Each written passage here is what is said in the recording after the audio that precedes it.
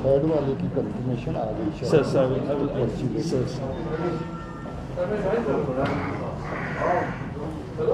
उसको भी ऑन रख लो। हम लोग काफ़ी दिनों के बाद मिल रहे हैं ऑपरेशनल एक्टिविटीज़ को लेकर के बात करने के लिए और जनरल हालात को लेकर के बात करने के लिए। ओवरऑल जो सिक्योरिटी का सिचुएशन सिनारियो है आप सबके सामने हैं और काफ़ी अच्छे हालात हैं पहले के मुकाबले में कंपेयर करने पे। और ओवरऑल जो माहौल है नॉर्मलसी का पहले के मुकाबले में, उसमें काफ़ी अच्छी चीज़ें देखने को मिली हैं।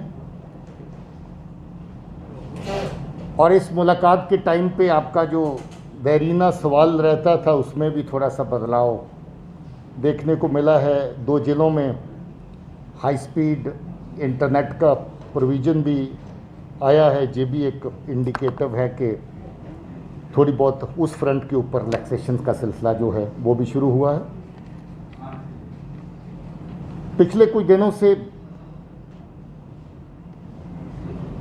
दहशतगर्दों की तरफ से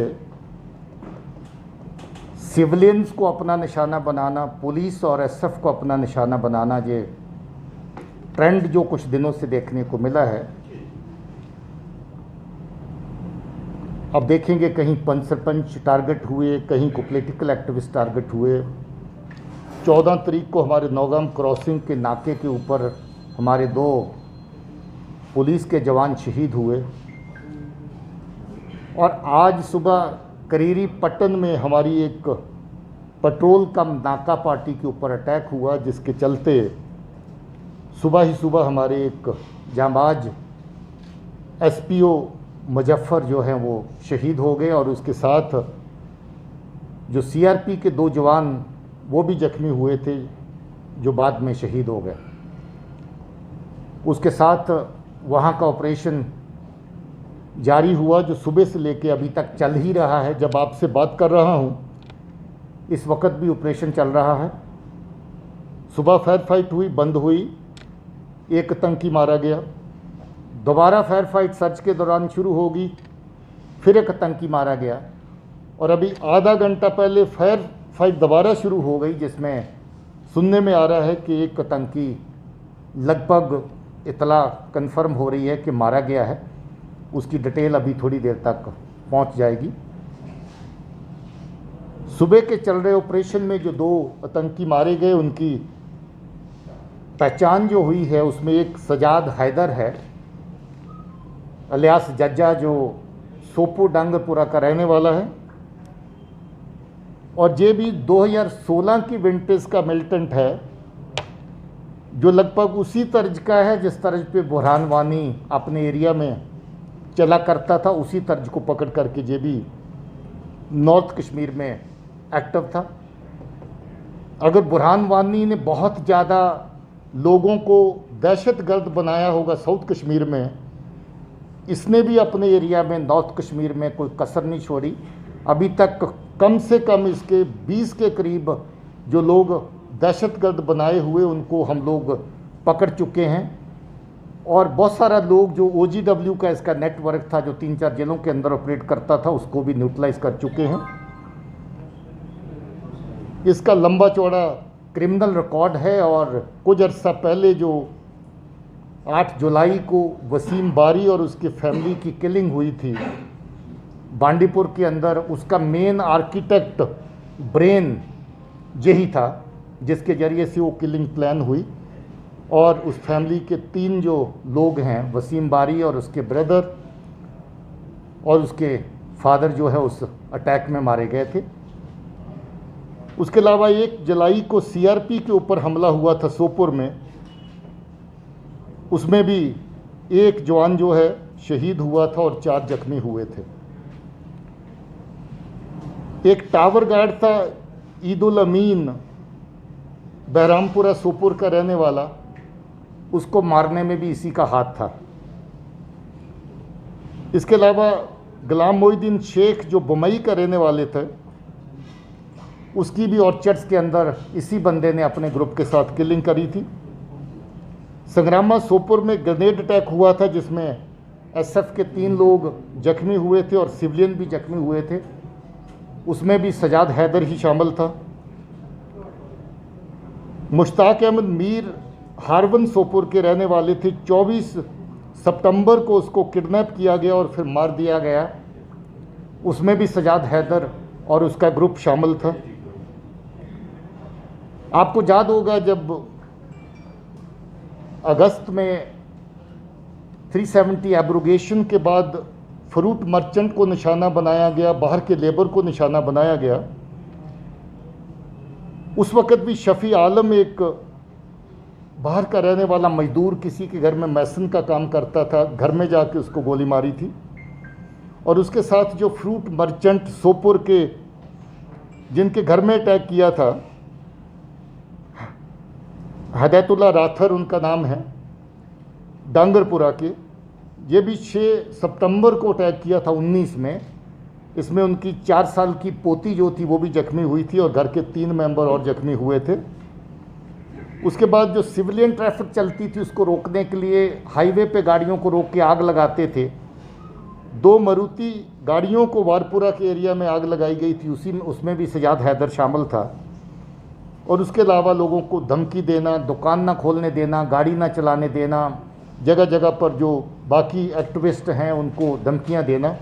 और हाल ही में इसने रियाज नैकू की तर्ज के ऊपर जो ऑडियो वीडियो बना करके निकाली थी, जिसके अंदर पुलिस को, मीडिया के लोगों को और बाकी जो पॉलिटिकल एक्टिविस्ट हैं सबको धमकी दी थी, जिनको ये कहा था कि जो नेशनलिस्ट अप्रोच पे चलने वाले लोग हैं या किसी भी सूरत में एस्टेब्लिशमेंट का साथ देने वाले लोग हैं, चाहे वो किसी भी फ्रैटर्निटी से हों, उनको दहशतगर्द अपना निशाना बनाएंगे और इसका ग्रुप ख़ास तौर पे निशाना बनाएगा। लश्कर तौबा का अगर नंबर 1 टेररिस्ट आप नॉर्थ कश्मीर में कहें तो इसका वो दर्जा था। और पूरे जम्मू कश्मीर में टॉप 10 अगर टेररिस्ट कहें तो टॉप 10 के अंदर सजाद हैदर का नाम आता है, उस दर्जे का ये था। और बहुत सारे घरों को बर्बाद करने में, सिविल लोगों की जानें लेने में, लोगों की ज़िंदगी में खलल डालने में, पुलिस और सीआरपी पे अटैक करने में, सिविलियन को मारने में, जैसा मैंने जिक्र किया, इस तरह की बहुत सारी आतंकी कार्रवाइयों में इसका हाथ था। इसी का तैयार किया हुआ, ट्रेन किया हुआ दूसरा आतंकी जो आज इस ऑपरेशन में मारा गया, उसका नाम अनायतुल्लाह मीर है, अंदरगाम पट्टन का रहने वाला है। इसी साल मार्च में उसको तैयार किया था और आज फोर्स के ऊपर अटैक करने के लिए उसी को साथ लिया था। और तीसरा साथी जिसका मैं जिक्र कर रहा था, उसके चांसेस हैं कि वो फॉरेन टेररिस्ट हो, और सुनने में आ रहा है कि वो उस्मान हो सकता है, जो लश्कर का पाकिस्तानी तरफ से जो नॉर्थ जोन का कमांडर है जो इसके साथ चलता था, उसकी पहचान हो रही है कि वो तीसरा आतंकी है जो इस वक्त एनकाउंटर की जो मुठभेड़ जो अभी चल रही है, एक्सचेंज ऑफ फायर जो अभी चल रहा है, उसमें शामिल है। मैं समझता हूँ कि ये आज का जो ऑपरेशन है, इसमें बेशक दिन की शुरुआत में काफ़ी बड़ा नुकसान हुआ, मगर जिस तरीके से पुलिस, उसके साथ सीआरपी, उसके अलावा आर्मी ने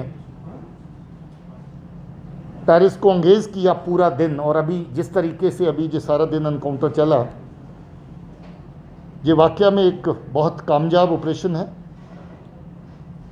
और मैं उम्मीद करता हूँ कि इसके चले जाने से बहुत घरों के चिराग जो बुझने वाले थे, या जिनको आतंकी जो बना चुका है और उनको ज़बरदस्ती अपने साथ आगे पीछे पूरे नेटवर्क में चला रहा था,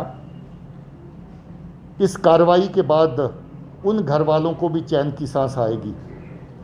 कल भी अभी एक एक्सचेंज ऑफ फायर हुआ था बिल्कुल सोपुर के नीचे डांगरपुरा में, हमें कल भी उम्मीद थी कि इसमें सजाद हैदरी शामिल है।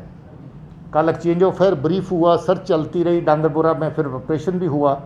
इतला मिली कि बाग बगीचों से निकल के डांगरपुरा गांव के अंदर चले गए हैं, मगर कल कामयाबी हासिल नहीं हुई। और कल से इसकी नकलो हरकत की बहुत खबर थी कि ये आगे पीछे और किसी जगह पे अटैक करेगा, और कल से इसकी ट्रैकिंग आगे पीछे चल रही थी। और सुबह जूँ ही पता चला कि करीरी के एरिया में हमारी पार्टी के ऊपर फायर किया है, जिसमें एसपीओ और 2 हमारे सीआरपी के साथी शहीद हुए, तो तब से यही शक था और ये शक सही निकला कि इसमें सजाद हैदर ही शामिल था और उसके साथ इसके 2 साथी, जिसका मैंने जिक्र किया नैतुल्ला, और तीसरा अभी उसकी आइडेंटिफिकेशन और उसकी डेड बॉडी की रिकवरी के अभी खबर पूरी तरह कंफर्म नहीं हुई है। अगर वही होता है तो वो उस्मान के नाम से, जो फॉरेन टेररिस्ट, जो पाकिस्तानी टेररिस्ट काम कर रहा था, वो उसकी पहचान उस नाम से सुनने में आ रही है। सो मैं बाकी जो जगह पर आपके सिविल का माहौल और बाकी चीज़ें जो हैं उसके बारे में पहले ही जिक्र किया है कि माहौल में काफ़ी बेहतरी देखने को मिल रही है। आपकी तरफ भी 4G में भी थोड़ा बहुत गुंजाइश और आई है। उम्मीद करेंगे कि आने वाले टाइम में उसमें और गुंजाइश होगी। Thank you very much.